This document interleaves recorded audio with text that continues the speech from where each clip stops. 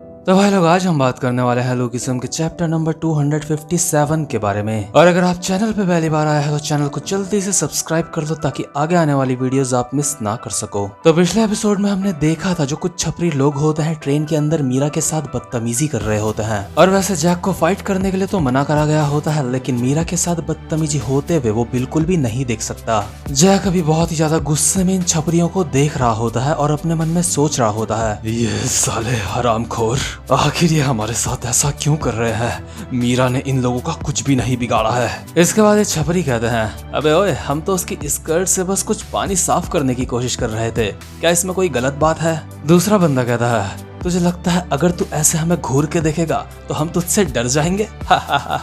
लेकिन तभी जो जैक होता है गुस्से में इन लोगों को मुक्का मारने के लिए आगे बढ़ता है और कहता है, तुम लोग मीरा को अकेला क्यों नहीं छोड़ते। लेकिन तभी जो इनका बॉस होता है वो बगल वाली 4 सीटों में अपनी बॉडी का मस्त बैलेंस बना के लेटा हुआ होता है और किसी को पता भी नहीं चला होता कि ये यहाँ पे कब आया। ये कहता है, बस बहुत हुआ, इन बच्चों के साथ यहाँ पे खेलना बंद करो और जाओ अपनी सीट में जाके बैठो। और जैक अपने मन में सोचता है, ये मेरे पीछे कब आया, कि क्या ये कोई निंजा है। इसके बाद इनका हरामखोर बॉस कहता है, हमें माफ करना, स्पेशली तुम सैनोरिटा। और सैनोरिटा इसने कहा होता है हमारी क्रिस्टल को। क्रिस्टल अपने मन में सोच रही होती है, आखिर ये लूजर कौन है। तो खैर इसके बाद हम देखते हैं हमारे वास्को को, जो चल चल के बहुत ज्यादा थक चुका होता है। वास्को अभी जमीन में पड़ा होता है और उसके पीछे से एक भालू आ रहा होता है। और साथ ही साथ वास्को ने डिसाइड करा होता है कि चाहे कुछ भी हो जाए, जो उसके पास 2 सॉसेज बार हैं वो उनको नहीं खाएगा, क्योंकि ये 2 सॉसेज बार वो जेस के लिए ले जा रहा था। और एक बार वास्को ने कुछ डिसाइड कर लिया तो कर लिया, वास्को उसको पूरा करके ही रहता है, चाहे उसको कितनी भी भूख लग जाए वो इन सॉसेज बार को नहीं खाएगा। तो खैर इसके बाद सीन शिफ्ट होता है और हम देखते हैं ट्रेन के अंदर के सारे छपरियों को। ये सारे अभी अपनी अपनी जगहों में वापस आ गए होते हैं। इसके बाद जो ये छपरी होते हैं अपने बॉस को कहते हैं, तो बॉस आपको वो वाली लड़की पसंद है जिसके कंधे दिख रहे थे। बस हम उन लड़कियों से पहले ही बात कर चुके हैं, क्या हम उनसे जाके पूछें कि वो हमारे साथ आना चाहेंगी। दूसरा छपरी कहता है, बॉस आप हमें बस ऑर्डर दो, हम उन सारी लड़कियों को इधर ले आएंगे। इसके बाद इनका बॉस कहता है, बस बस बस, वैसे वो लड़की बहुत ज्यादा सुंदर है, लेकिन मुझे उनके ऊपर कोई भी इंटरेस्ट नहीं है। तभी दूसरा छपरी कहता है कि खैर जो भी हो बॉस, उस मीरा कुतिया को मेरे लिए छोड़ देना, वो मुझे एक प्यारी सी क्यूट सी पपी की तरह लगती है, वो लड़की बिल्कुल मेरे टाइप की है। और ये छपरी चलता चलता आगे जा रहा होता है, लेकिन तभी जो काली ड्रेस में यहाँ पे एक बंदा बैठा होता है ये अपनी टांग बीच में लाता है और ये छपरी जमीन में गिर जाता है। ये छपरी जमीन से उठ के इस काले कपड़े वाले बंदे को कहता है, तू हरामजादे, मैं तेरी वजह से गिर गया, क्या तुझे मुझसे माफी नहीं मांगनी चाहिए। तू साले हरामखोर, तूने मुझे जमीन में गिरा दिया, चल अपना चेहरा दिखा मुझे, तू कौन है। लेकिन यार यहाँ पे जो हमारा जेस होता है ना, वो थोड़ी सी ही दूर वाली सीट में बैठा हुआ होता है और वो ये सब कुछ देख रहा होता है। जेस कहता है, अबे ओए बच्चे, ये सब छोड़ के तू अपनी सीट में जाके क्यों नहीं बैठता, चुपचाप से यहाँ से चला जा, इससे पहले कि मेरे अंदर का राक्षस जाग जाए, क्योंकि अगर एक बार मेरा दिमाग खराब हो गया तो मेरे हाथ से तुझे कोई भी नहीं बचा सकेगा। जेस अपने मन में सोच रहा होता है, शिट, लगता है अभी मैं कुछ ज्यादा ही कमाल का लग रहा हूँ। और ये जो छपरी होता है जेस को देख के अपने मन में सोच रहा होता है, आखिर इसकी दिक्कत क्या है, इसके कान बहुत ज्यादा बड़े बड़े हैं, कि क्या वो सूजे हुए हैं। मुझे लगता है इसे कोई बीमारी है, मैं ऐसे इंसान के ऊपर अपना समय बर्बाद नहीं कर सकता। और ये छपरी यहाँ से चला जाता है। इसके बाद जो जेस के साथ लड़की बैठी होती है वो कहती है, ये जेस सच में कमाल है, क्या तुम्हें डर नहीं लगता। जेस कहता है, ये तो कुछ भी नहीं है। ये लड़की कहती है, और तुमने अपनी शर्ट के बटन क्यों खोल दिए थे। जेस कहता है, क्योंकि अगर किसी के सामने कहीं पे अन्याय हो रहा हो तो मैं ये बर्दाश्त नहीं कर सकता। लेकिन जेस अभी उस काले कपड़े वाले इंसान को देख के अपने मन में सोच रहा होता है, ऐसा लगता है इस बंदे ने उसको जानबूझ के अपने पैर से गिराया था। इसके बाद हम देखते हैं इन छपरियों को जो अभी वॉशरूम में बैठे हुए होते हैं और आपस में बात कर रहे होते हैं। ओह भाई कमाल है, क्या ये फोटो तूने गलती से ले ली। दूसरा बंदा कहता है, भाई ये फोटो मुझे बस 5 मिनट के लिए दे दे। अगला बंदा कहता है, अबे हरामखोर, 5 मिनट के लिए तो इस फोटो के साथ क्या करने वाला है। और हम देखते हैं अभी इन लोगों के हाथ में एक मोबाइल होता है जिसमें ये कोई फोटो देख रहे होते हैं। इसके बाद एक छपरी कहता है, भाई ये फोटो मुझे भी देना।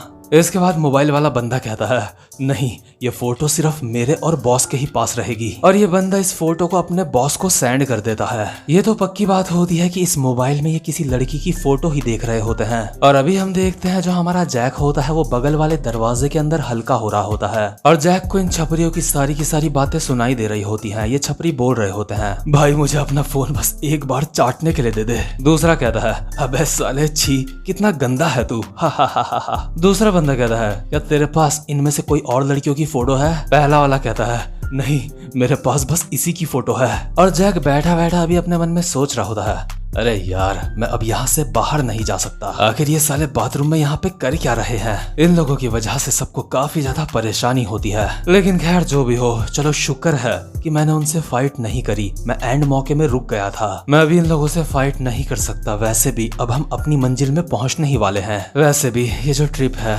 इसमें मेरे साथ क्या होता है इससे कोई फर्क नहीं पड़ता, लेकिन मीरा को कोई भी परेशानी नहीं होनी चाहिए। मैं इस बार यहाँ पे फाइट नहीं करूंगा क्योंकि मैं मीरा को खुश देखना चाहता हूँ। मीरा की खुशियों के लिए मैं सब कुछ कर सकता हूँ। लेकिन तभी जो ये छपरी होता है इनको एहसास होता है कि दरवाजे के अंदर कोई बैठा हुआ है। ये आपस में कहते हैं यहाँ अंदर कौन है? अबे साले हरामखोर, दरवाजा ढंग से बंद कर, बाहर बहुत बुरी स्मेल आ रही है। जैक कहता है मुझे माफ करना जो मैंने पहले किया था। मुझे लगता है मैं बस लड़कियों के सामने हीरो बन रहा था। ये छपरी लोग जैक को कहते हैं अरे यार तू हमसे माफी मांग रहा है और हम तेरे साथ इतना बुरा बर्ताव कर रहे थे। जैक एक स्माइल के साथ अपने मन में कहता है देखा, मैंने इनसे माफी मांगी और इन्होंने एक्सेप्ट भी कर ली। अगर तुम किसी से प्यार से कुछ बात बोलो तो ये हमेशा काम आता है। तो जैक अभी दरवाजे से बाहर आ जाता है और इन छपरियों में से एक छपरी अपने मोबाइल में एक लड़की की फोटो दिखाते हुए जैक को कहता है वैसे क्या तू इस लड़की की बात कर रहा था? और यार ये होती है हमारी मीरा। और इस छपरी के मोबाइल में मीरा की फोटो देख के जैक अभी बहुत ज्यादा हैरान हो जाता है। इस छपरी के साथ के बंदे बोल रहे होते हैं आखिर इस साले ने इस लड़की की फोटो क्लिक कब करी थी? दूसरा वाला कहता है अबे बस अभी अभी गलती से क्लिक हो गई थी इससे। पहला वाला कहता है क्या गलती से? तो क्या इसको ये फोटो डिलीट नहीं कर देनी चाहिए? लेकिन दूसरा बंदा कहता है अबे साले इससे तेरा क्या मतलब है? जल्दी से फोटो मुझे भी सेंड कर। और यार जैक ने अभी हल्का होने के बाद अपनी पैंट भी ऊपर नहीं करी होती है और ये सारे के सारे छपरी मीरा के बारे में जैक के सामने ऐसी बातें कर रहे होते हैं। जैक सीधा एक मुक्का मारता है मोबाइल वाले बंदे के मुंह पे। ये बंदा जैक से मुक्का खा के अपने मन में सोच रहा होता है ये साला हरामखोर। लेकिन तभी दूसरा बंदा जैक को मुक्का मारने के लिए आगे बढ़ता है और कहता है तू साले माधर। लेकिन जैक इस बंदे के मुंह पे मुक्का मार के इसको दीवार में चिपका देता है। और जो अभी तीसरा छपरी होता है उसकी तो जैक को देख के ही फट जाती है। वो अपने मन में सोच रहा होता है आखिर इसके साथ क्या दिक्कत है? आखिर ये है कौन? ऐसा लगता है जैसे ये कोई सुपर ह्यूमन है। और ये बंदा ऐसा इसलिए सोच रहा होता है क्योंकि जैक ने एक एक मुक्के में इसके दोस्तों को चित कर दिया होता है। तो जो ये तीसरा छपरी होता है चुपचाप से जैक का निक्कर उसकी कमर में चढ़ा देता है और कहता है अच्छा तो तुम उन सबके बॉस हो, तो तुमने मुझे ये बात पहले क्यों नहीं बताई? मैं तुम्हारे लिए तुम्हारी निकर ऊपर कर देता हूँ। वैसे तुमने इन दोनों को काफी खतरनाक तरीके से मारा है। जैक कहता है मैं तुम लोगों को यहाँ पे पीट नहीं रहा हूँ, मैं तुम्हें यहाँ पे जान से मार रहा हूँ। और जैक उछल के इस वाले बंदे के भी मुंह पे एक मुक्का देता है जबरदस्त सा। लेकिन इसके बाद सीन शिफ्ट होता है और हम इन छपरियों के बॉस को देखते हैं जो भी क्रिस्टल लोगों की सीट में आ रखा होता है। ये कहता है लगता है हमारे बच्चों ने तुम्हें बहुत परेशान करा। एक बारी जब हम अपनी मंजिल में पहुंच जाएंगे तो हम साथ में लंच कर सकते हैं सेनोरिटा। वैसे तुम चाहो तो हम साथ में शॉपिंग करने भी चल सकते हैं। क्या तुम सिर्फ ब्रांडेड कपड़े पहनती हो सेनोरिटा? और ये हरामखोर अभी अपने मन में सोच रहा होता है जैसा कि मैंने सोचा था, ये बहुत ज्यादा भाव खा रही है। और अभी जब मैं इसको इतनी पास से देख रहा हूँ तो सच में ये बहुत ज्यादा कमाल की है, ये बहुत ज्यादा सुंदर है। क्या ये कोई सेलिब्रिटी होगी? लगता है मुझे मेरे बंदों की जरूरत पड़ेगी इस काम के लिए। उन्होंने कहा था वो बाथरूम जा रहे हैं, आखिर उनको वहाँ पे इतनी देर क्यों हो गई? इसके बाद जो जॉय होती है इस छपरी को कहती है हे मिस्टर, मेरे आगे से हटो, तुम मेरी सीट के ऊपर हो। ये छपरी अपने मन में सोच रहा होता है ये दो चुटिया वाली मुझे बहुत ज्यादा परेशान कर रही है, लेकिन इसको मैं सिर्फ इसलिए माफ कर रहा हूँ क्योंकि ये मेरी दूसरी पसंद है। दूसरे नंबर पे मैं इसको ही अपनी दुल्हन बनाना चाहूंगा। इसके बाद ये छपरी क्रिस्टल को अपना मोबाइल देते हुए कहता है कम ऑन सेनोरिटा, मुझे अपना मोबाइल नंबर दे दो। क्या तुम चाहती हो कि मैं तुम्हें अपना मोबाइल नंबर दूं? लेकिन जैसे ये छपरी अभी अपने मोबाइल स्क्रीन में देखता है तो ये देखता है इसके साथ के जो छपरी होते हैं उन्होंने इसको मीरा की फोटो सेंड करी हुई होती है। मीरा की फोटो देख के ये अपने मन में कहता है क्या ये क्या है? क्या ये मेरे साथ के बंदों ने क्लिक करी है? ये सच में कमाल की लग रही है। मैं इस फोटो को बाद के लिए बचा के रखूंगा। लेकिन यार तभी इस छपरी के पीछे जो हमारी जॉय खड़ी होती है वो इसके मोबाइल में हमारी मीरा की फोटो देख लेती है और चिल्ला के कहती है, ओह माय गॉड कमीने, सिस्टर इसने हमारी फोटो धोखे से ले ली है। और जो जॉय होती है उसने अभी मोल का शब्द का यूज करा होता है और इस शब्द का मतलब होता है जब कोई इंसान किसी लड़की की धोखे से फोटो क्लिक कर लेता है, मतलब की अश्लील तरह की फोटो। और अभी जो हमारी मीरा, हानिल और डैनियल होता है अभी अपनी सीट में नहीं बैठे होते, लेकिन जॉय की आवाज सुन के वो भागते भागते अपनी सीट में आते हैं। और जॉय ने भी यहाँ पे चिल्ला चिल्ला के हंगामा मचा दिया होता है। इसके बाद जो ये छपरी होता है ये कहता है, नहीं ये फोटो मैंने क्लिक नहीं करी है। और ये लड़कियां चिल्ला चिल्ला के बोल रही होती हैं, ये सच में एक हैवान है, हमें इसको यहाँ से निकालना होगा। ये छपरी बोल रहा होता है, अबे कुतिया ये मैंने नहीं करा है। इसके बाद डैनियल इस बंदे के सामने आता है और कहता है, मुझे अपना मोबाइल दे ताकि मैं चेक कर सकूं। लेकिन ये जो बंदा होता है डैनियल का कॉलर पकड़ता है और कहता है, अबे साले सुअर, एक बात बता, अगर मैंने ये फोटो क्लिक करी भी होगी तो तू मेरा क्या उखाड़ लेगा। और वहीं दूसरे सीन में हम देखते हैं जो जैक होता है इन छपरियों को अभी मार मार के उड़ा रहा होता है। अभी जो इनमें से एक छपरी होता है सीधा जाके टकराता है डैनियल लोगों के सामान से और स्पेशली जो डैनियल का बैग होता है वो नीचे गिर जाता है। जैक कहता है, तेरी वजह से हमारा सामान नीचे गिर गया, तुझे इसकी भी कीमत चुकानी पड़ेगी। जैक डैनियल के जमीन में पड़े बैग को देख के अपने मन में सोचता है, अरे ये तो डैनियल का बैग है, उम्मीद करता हूँ जो भी सामान अंदर होगा वो टूटा नहीं होगा।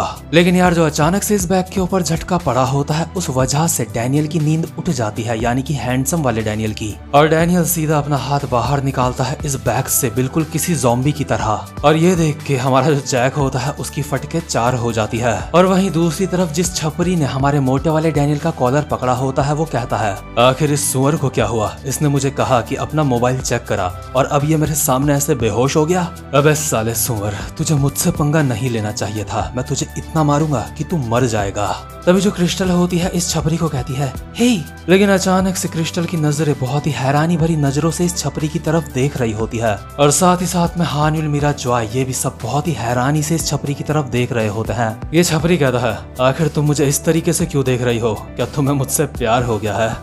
अचानक से इन लड़कियों को देख के ऐसा लग रहा है जैसे ये हिप्नोटाइज हो गई हैं। लेकिन यार इन लड़कियों को हिप्नोटाइज करने का दम इस पूरी ट्रेन में बस एक ही बंदा रखता है, यानी कि आपका और मेरा फेवरेट इन छपरियों का बाप, हैंडसम वाला डैनियल, जो अभी इस छपरी के पीछे खड़ा होता है। लेकिन इस छपरी को ये नहीं पता होता। ये कहता है, आखिर यहाँ पे चल क्या रहा है। और जो जेस होता है वो दूसरे डब्बे से देख लेता है वहाँ पे उन लोगों की फाइट हो रही है। जेस कहता है, तो आखिर में ये लोग यहाँ पे फाइट करने लगे, लगता है मुझे हानिल लोगों की मदद करने जाना होगा। जेस के साथ की लड़की कहती है, नहीं जेस वहाँ मत जाओ। जेस कहता है, क्या मैंने तुम्हें बताया नहीं था कि अगर मेरे सामने अन्याय होता है तो मैं ये देख नहीं सकता। जेस अपने मन में सोच रहा होता है, लगता है आज तो अपने स्टाइल से मैं लड़कियों के दिलों में छुरियां चला दूंगा। लेकिन जैसे ही जेस यहाँ से जा रहा होता है तो बगल में जो काली ड्रेस वाला बंदा होता है वो अपने हाथ से जेस को रोक लेता है। जेस कहता है, अरे क्या तुम्हें मेरी चिंता हो रही है? चिंता मत करो, मुझे कुछ नहीं होगा। शायद तुम्हें पता नहीं लेकिन एक्चुअली शियोल में हमारा नाम काली ड्रेस वाला बंदा कहता है, मुझे पता है। जेस हैरान होके कहता है, सॉरी मैं समझा नहीं। काली ड्रेस वाला अपना फेस दिखाते हुए कहता है, मुझे पता है तू बर्ड नकल का बड़े कानों वाला है। और यार काली ड्रेस वाला बंदा होता है हमारा जोहान, जिसको देख के जेस अभी बहुत ज्यादा हैरान हो जाता है। जेस कहता है, क्या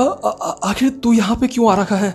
क्या तुझे भी हॉस्टल गैंग से कुछ काम है? लेकिन जो जोहान होता है जेस के साथ की लड़की का हाथ पकड़ के कहता है, ये सवाल तो मुझे तुझसे पूछना चाहिए। और जोहान इस लड़की के हाथ का एच का साइन जेस को दिखाता है और कहता है, आखिर तो एक हॉस्टल गैंग की मेंबर के साथ यहाँ पे क्या कर रहा है। और इसी के साथ ये वाला एपिसोड यहीं पे खत्म हो जाता है। उम्मीद करता हूँ कि आपको आज की वीडियो भी अच्छी लगी हो। तो भाई लोग वीडियो को लाइक और चैनल को सब्सक्राइब करना बिल्कुल भी मत भूलना। अब मैं मिलूंगा आपसे अपनी नेक्स्ट वीडियो में, तब तक के लिए गुड बाय।